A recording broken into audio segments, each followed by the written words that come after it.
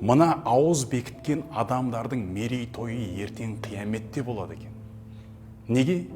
Өйткені осы дүниеде Алланың 30 күндік парыз оразасын ұстағаннан кейін, ана жақта Алла тағала бұларға не дайындап отыр? Үлкен орасан сыйлар дайындап отырды.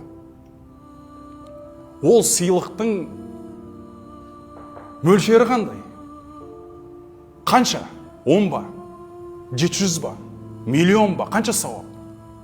Оны пайғамбар алейхиссалату вассалам Алла тағаладан жеткізіп былай деп айтады: «Күллу амал ибни адам юдаафу». Бүкіл адам баласының жасаған жақсылық амалы бірден еселенеді екен.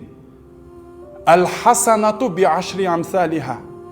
Жасаған бір жақсылық бірден бір сауап болмайды екен.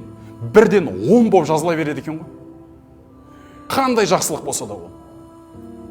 Иля саб'имияти ду'фин, 10-нан 700-ге дейін еселене береді екен енді. Ниетіңе қарай, ықыласыңа қарай, жасаған жүрегіңдегі махаббатқа қарай, осыны істесем ғой, Алланың разылығын алсам ғой деген ниетпен жасасаң, Алла тағала 700-ге дейін еселейді екен. Намаз оқыдың 700-ге дейін ықыласпен, садақа бердің ықыласпен, 700-ге дейін ғана. Ары емес.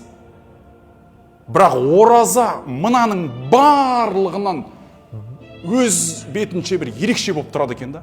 Илля саум. Ораза бірақ ондай емес. 700 деген нәрсе жоқ дейді. Фаиннаху ли. Неге Алла? Өйткені ол мен үшін ұстады ғой дейді. Ва ана аджзи бихи. Мен оған өзім берем дейді. Қай жақта берем дейді? Фархатун инда лиқай раббихи. Ертең қияметте қуанатын сәті бар деді ғой. Ораза ұстаушының 2 қуанышы бар, соның екіншісі не еді? Раббысымен кездескенде қуанат деді ғой. Ал не үшін қуанат десең, міне Алла тағала мен өзім берем деген сыйды алады ғой.